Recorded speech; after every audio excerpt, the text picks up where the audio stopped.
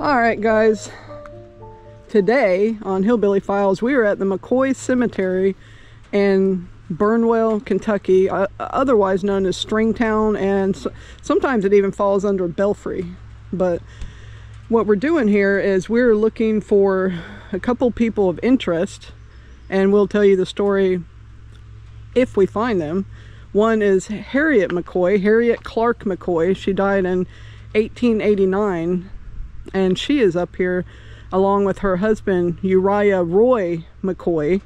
Now that's not the one that was married to Aunt Betty that we've talked to before. It's a different. Uriah was a family name that was, you know, many people had the name Uriah. So this is a different Uriah McCoy, and I'll slap up on the screen, you know, his lineage to the McCoys.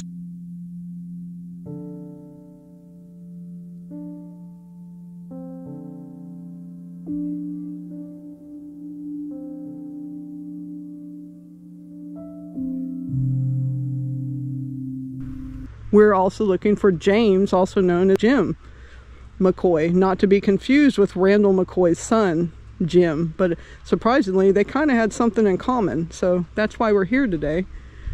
Now, if you've watched the Kevin Costner miniseries, you know that in there they have a McCoy cemetery where everybody's buried together, you know. But it just didn't like that. There's McCoys buried here, there's McCoys buried everywhere. But like the actual family from the feud, they are spread out. Rosanna and Randall McCoy, Sarah, etc. is buried in Pikeville, Kentucky at Dill's Cemetery. Sort of, well, we'll call them other McCoys are buried here. Excuse me. There's also the Forbidden Cemetery in Hardy, Kentucky, that has, sorry, I messed it up like twice, that has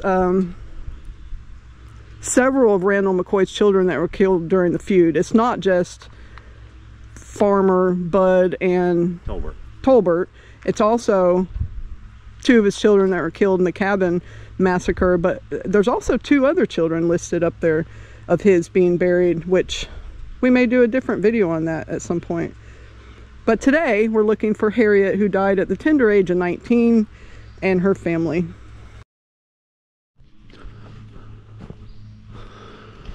Okay, now the way we're gonna do this, we've kind of got it sectioned off, you know, in our heads. And there's a section this way, this section, and over the hill. So we're going to do this, the easy section first. Heather's starting on the other end. And I'm going to go up here on the stairs and work my way up toward her. And she's going to come and meet me as well. Man, those trees are beautiful. It's a beautiful place, isn't it?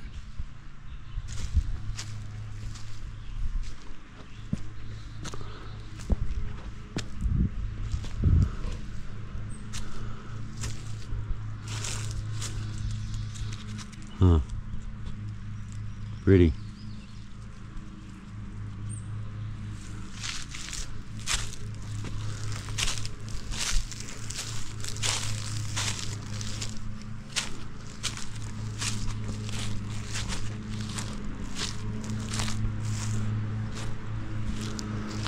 Okay. Now the plan, we should meet somewhere right up here on the hill.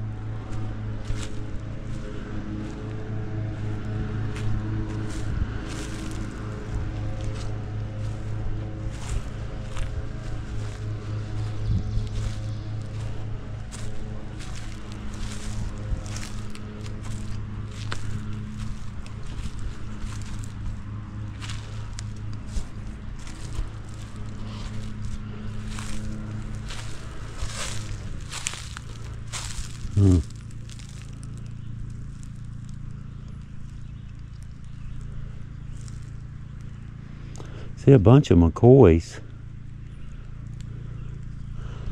Just trying to picture the stones, the two that we're looking for.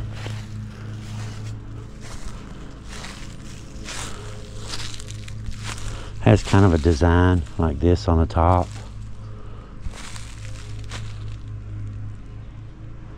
See, I think that's the James that we're looking for right there. But I was thinking they would probably be together.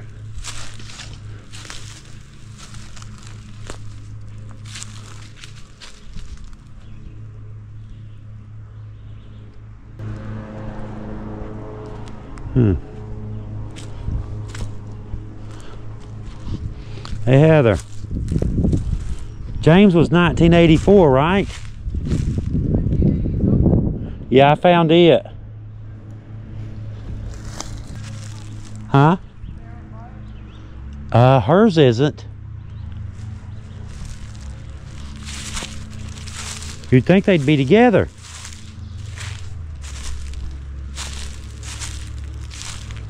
All right, we're gonna scout around a little bit because we know it's here, and once we find it, get back to the story.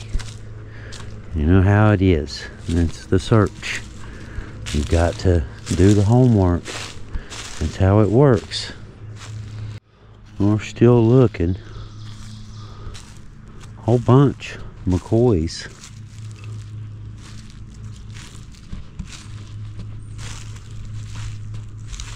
Just looking for one in particular.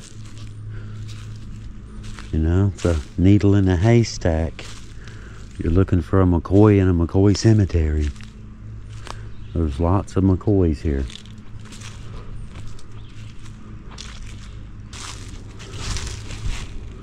Nope. Sure is beautiful though, isn't it? I mean, as far as cemeteries go, cemeteries being beautiful or not, this one's a really pretty one. Alright, straight up the hill.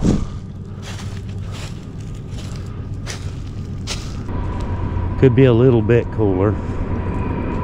Help with the climb, but other than that,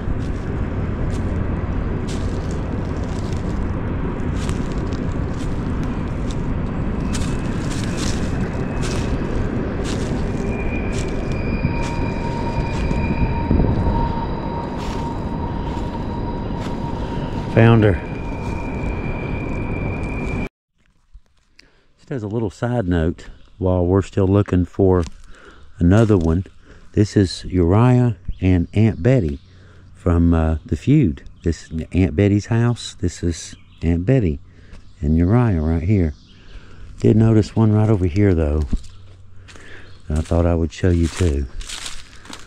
It's kind of off to its side, but off to itself on the side, but Arizona Staten, 1874 to 1953. There's another little plaque on this side. Arizona McCoy Staten, the daughter of Uriah and Elizabeth McCoy. I mean, just a few feet over from, you know, where they are.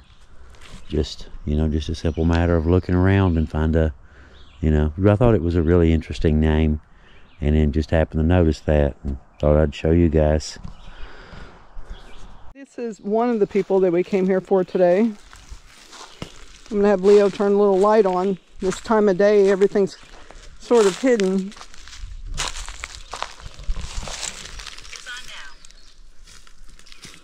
She's loud, isn't she? Yeah. I don't know if it makes much of a difference. A little bit. Yeah. You get the shadow just right.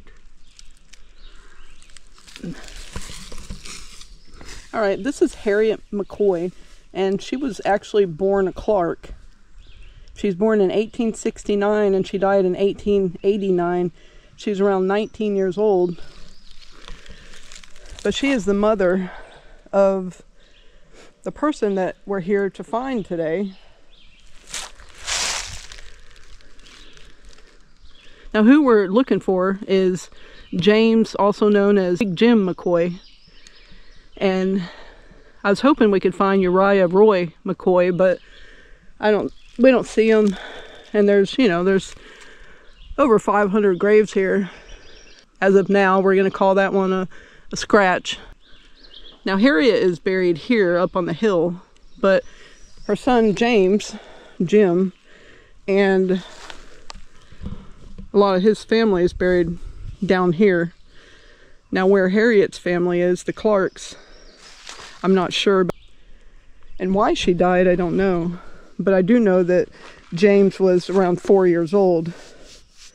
So we're going to go down and see him and tell you why we're up here to see him today. I do have to say, I don't know if this is a new headstone, like a remake, or...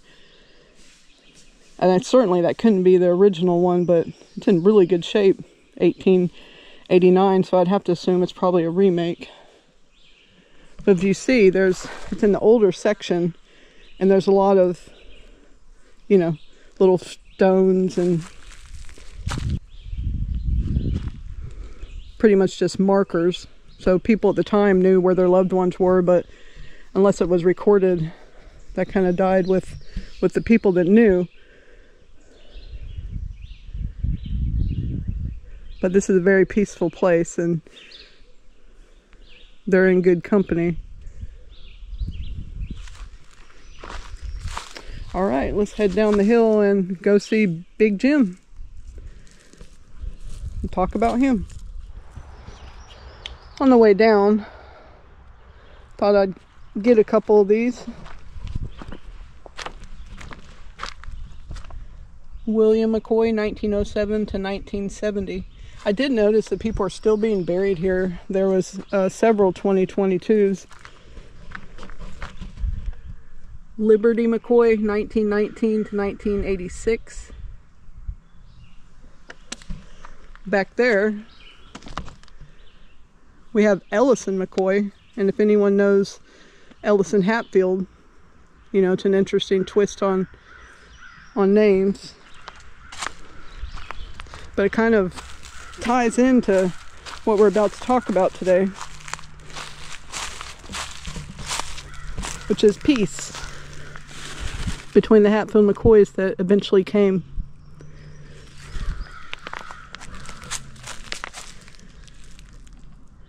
Now there's a lot of Vances and Phillips here as well, because the families really intertwined quite a bit. Jean Autry Phillips, 1937-2007.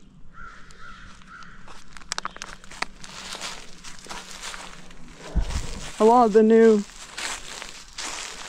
shows and series try to still, you know, fan the fire that Hatfield McCoys are still feuding, but they're not. Life's gone on. These people that are alive now are completely out of touch with people that were alive during the feud, and they have other things to do, like trying to survive in this world that's not always real easy, especially in this area.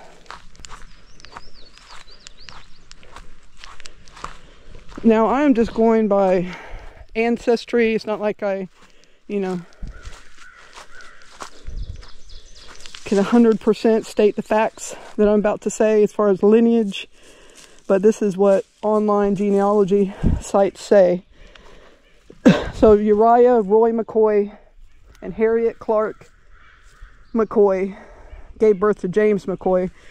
They also had Pet McCoy, who's right here. Pet was married to Homer, who is also McCoy. First cousins, probably not uncommon. It is what it is, you know.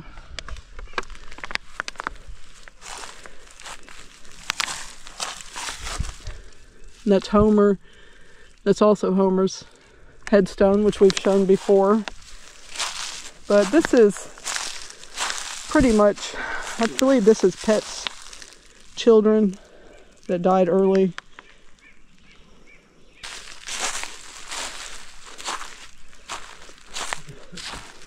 If you guys remember, Leo came and did a video here on Dan McCoy. We'll put a link in the description if you didn't see that. It's pretty interesting. He was killed at a coal mining camp down near Gary, West Virginia. And this is his dad, John. Kind of a neat picture, huh?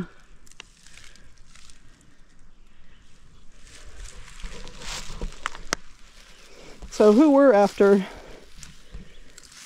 is right here.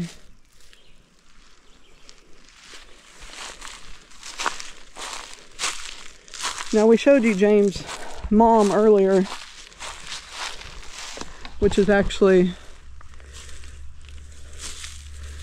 way up here but they died, you know, geez, like 94 years in between him and his mom's death, because he was 4 when she died and he lived to be 99.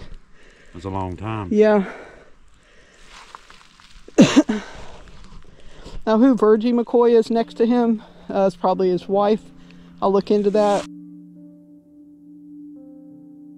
In younger years, Jim McCoy and his wife Virgie stand outside their home at Burnwell, Kentucky, formerly known as Stringtown. Jim, who lived to be nearly 100 years old, worked 52 years as a coal miner before retiring. He was the son of Uriah McCoy and Harriet Clark McCoy and represented the McCoys in burying the hatchet with the Hatfields in 1976, at a dedication of the McCoy Monument on Blackberry Fork of Pond Creek. McCoy's wife died in 1966 and his death occurred in 1984. Next to her is Jack McCoy, 1921 to 1945, young.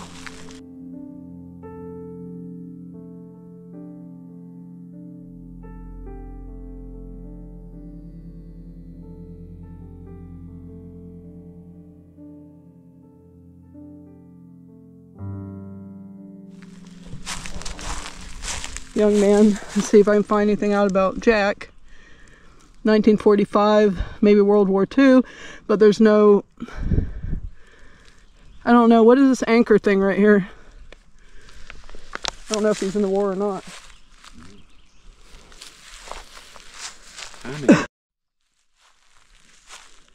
James McCoy was born November 12th, 1884, and he died February 11th, 1984, almost 100 years old. His headstone says, "An end of an era, peace in the valley." And that's from the Hatfield Monument Company. Now, there's been several, you know, if you're interested in the Hatfield McCoys, you know that there's been several incidents that claimed peace between the Hatfield McCoys, truces and things that were signed and things like that.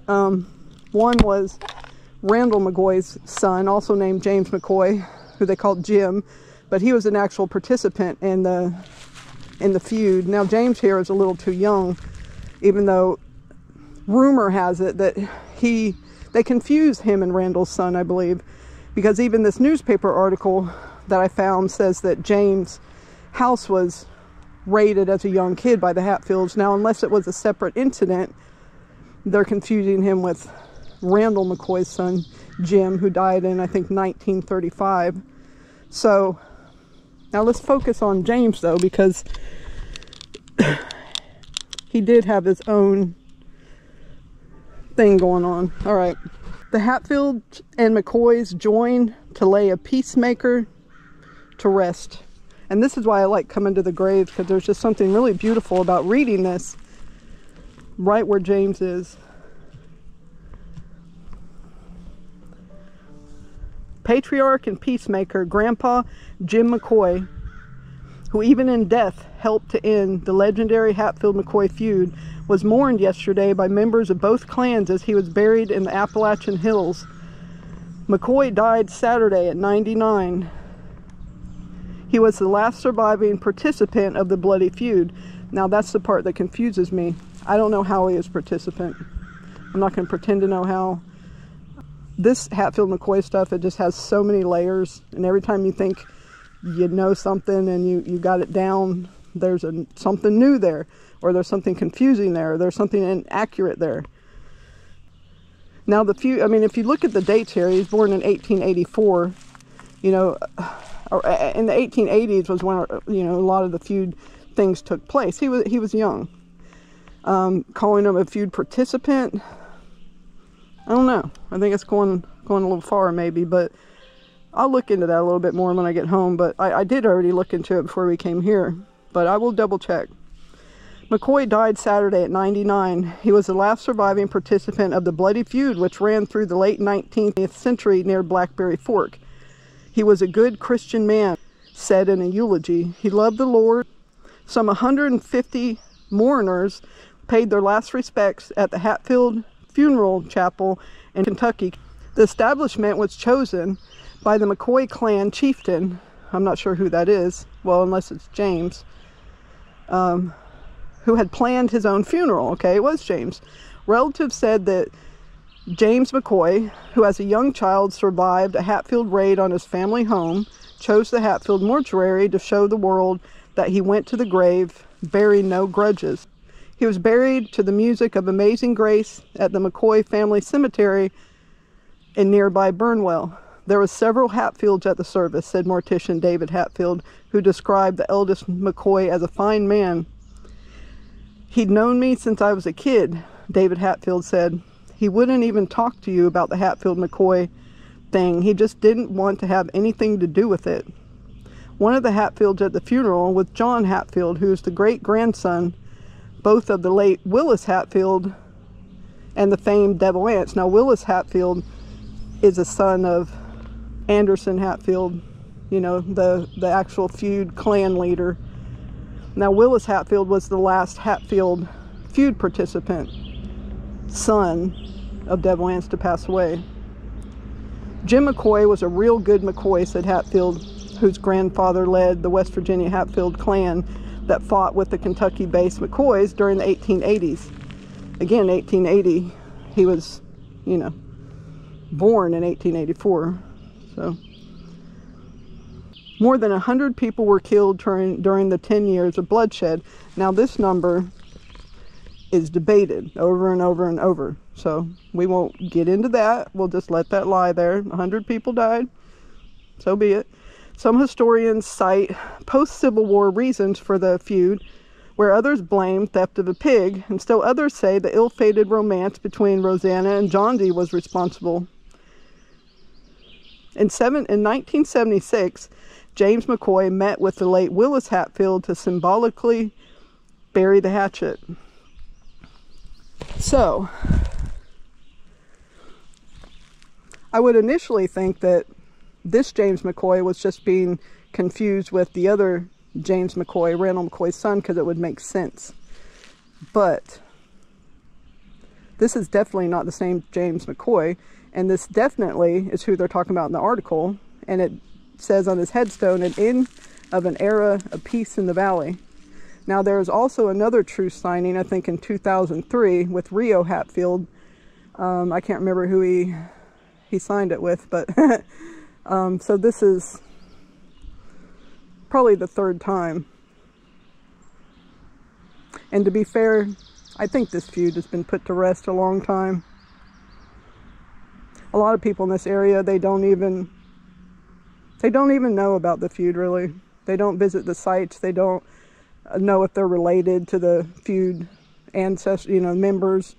I find this all the time, even people I know. So the interest there is waning, and in 20 years might be gone altogether. But for today, we're here and we're saying James McCoy, rest in peace. So from another mountainside cemetery in Pike County, this is Heather and Leo from Hillbilly Files. Hope you enjoyed our little story today, and we'll see you guys next time. Thank you, guys.